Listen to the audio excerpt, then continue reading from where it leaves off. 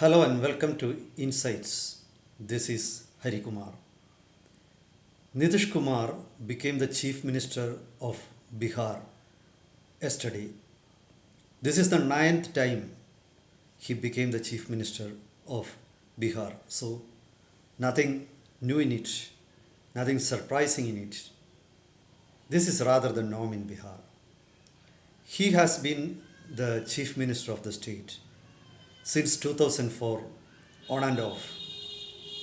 But yesterday, when Nitish was sworn in the chief minister, it evoked sarcastic comments from various quarters. Political strategist Prashant Kishore called him Palat Kumar, meaning that he is a turncoat. Media reports say this is the fifth time that Nitish Kumar switched sides. Nitish Kumar is widely being called as an opportunist. It is true to a great extent also. Nitish Kumar knows how to play his cards well. Whatever be on whatever side he will be the chief minister of Bihar.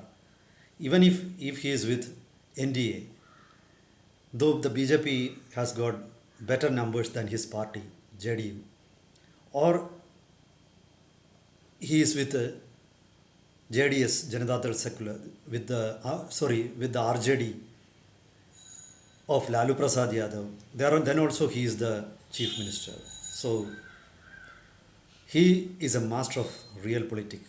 There is no doubt about that. However, we need to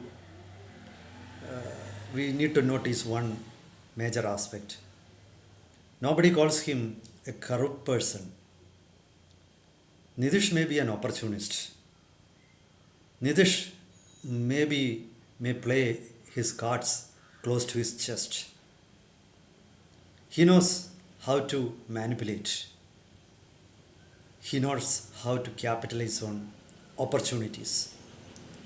But this man is not called a corrupt person or a casteist person, though, of course, he also has the support of his caste, Kurmis. However, Nitish Kumar is not to be as casteist as Lalu. Nitish Kumar has tried to bring about some development in Bihar.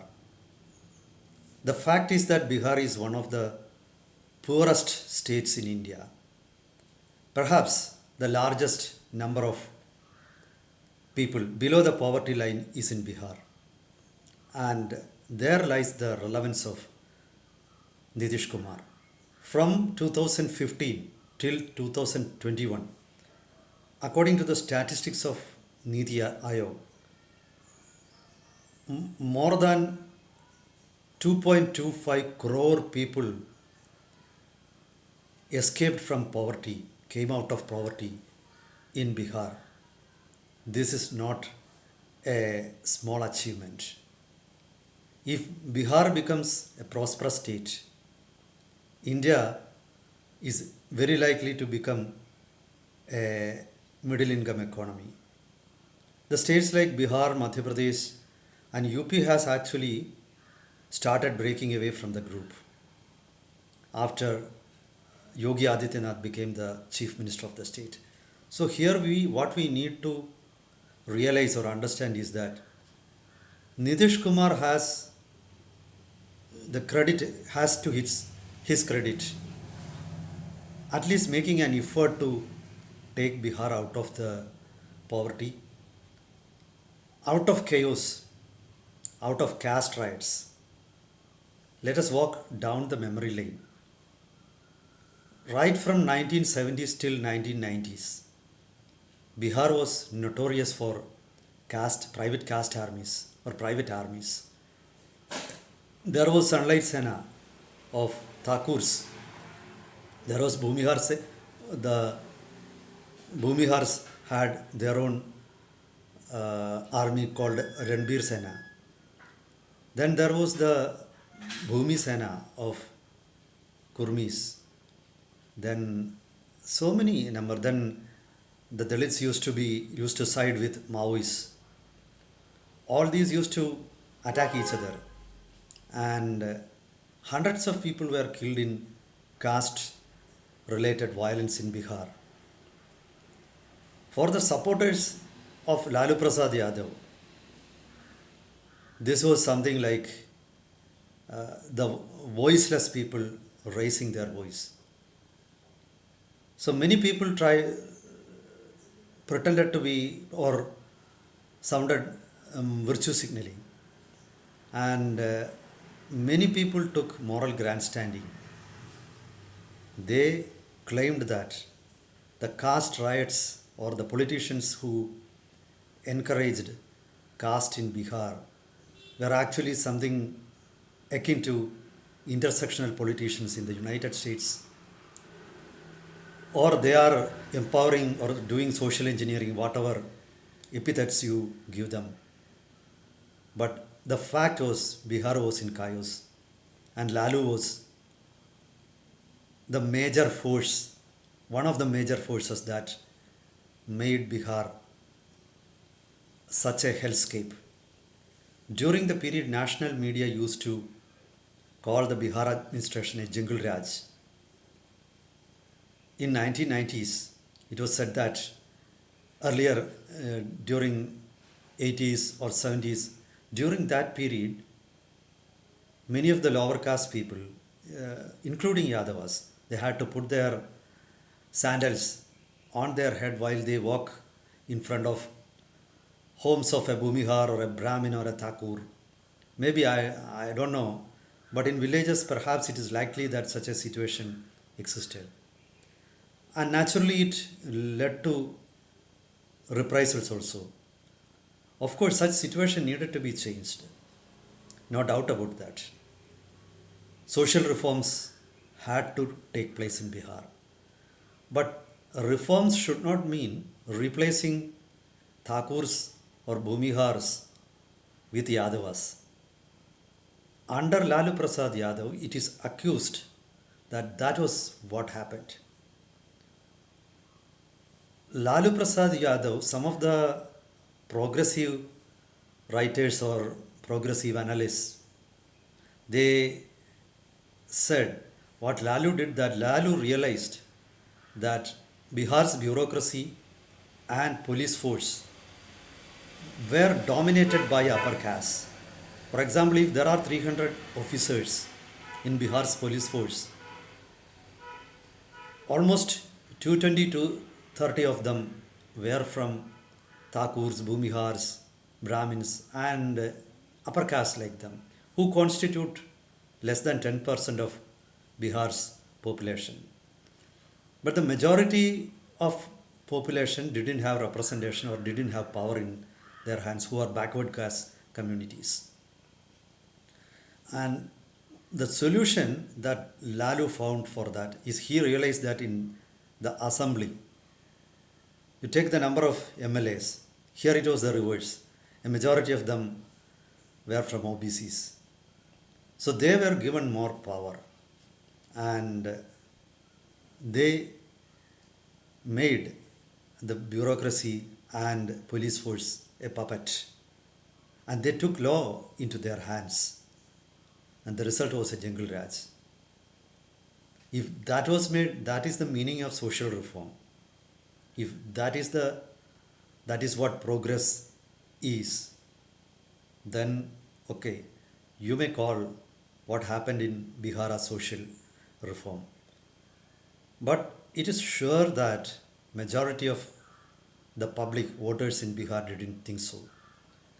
That may be the reason why Lalu Prasad Yadav, despite going all out to appease his own brethren, Yadavs, who constitute almost 15% of Bihar's population as per the caste census. We don't know the credibility of it, but let us accept it. And Yadavas and Lalu found the combination of Yadavas and Muslims well enough to ensure him a smooth sail in the elections. That combination worked for him. He was an accused in umpteen scams, be it fodder scam, be it job scam, whatever it. Nobody was concerned. There is a special, I think during the period of Lalu Prasad Yadav, a peculiar type of social understanding and justice, awareness of justice came into existence in public, and the left liberal ecosystem in India supported it. This may not be because just because of their appreciation or love for or regards for Lalu. They just wanted to prevent the rise of BJP in Bihar. For that, they found that inciting caste riots, if the violence is, if there is a violence happens and many die, if that is in the name of religion, then it is egregious. But if the same violence happened because and the culprits were caste armies, then it's great. It's a sign of empowerment of the downtrodden, or it is a type of social engineering. So these wild notions, they foisted on the common man, which made Bihar one of the poorest states in India. Nobody was concerned. These strategists and social pundits, they all were sitting in their plush rooms. They floated such theories. People died on the streets. Bihar continued to be the the most backward state in India. All these, I am not saying that Nitish Kumar has been able to bring about radical changes in Bihar society. It is to think, not to say, when to think like that will be absolutely foolish. But here was a man who at least didn't project himself as a caste leader, who played, or who in his artificial rustic language tried to prove that he was one among the downtrodden. To prove his rural background, he never indulged in such antics. So he was a man who was approachable, who looked civilized. When one spoke to him, he sounded very educated. He was an engineer by education. So at least he was a man who never took pride in projecting, who took pride in using caste for winning election, though he himself won the elections, of course, with the help of Kurmi Koyeri, his own caste and the allied caste, a combination. And it was this combination which successfully resisted the Yadav dominance in Bihar also. So here was at least a man, he was a front runner, perhaps a real social reformer is yet to appear in Bihar. At least Nitish Kumar paved the way for such a future change. And that way we can forgive him his opportunist policies or switching sides. In a state like Bihar, where he cannot win or come to power alone, where now the main forces are BJP and RJD, or pro-Hindutva or anti-Hindutva, to term it correctly. And when such a huge tsunami is going to happen there, Nitish Kumar may be helpless. So we can forgive him for that. And at least he is a man who put Bihar in the path of development. And let us hope that it will go forward. And Bihar, instead of one of the Bimaru states, is going to hold high the flag of development in the coming days. Thank you, and meet you with another topic next time. Till then, goodbye.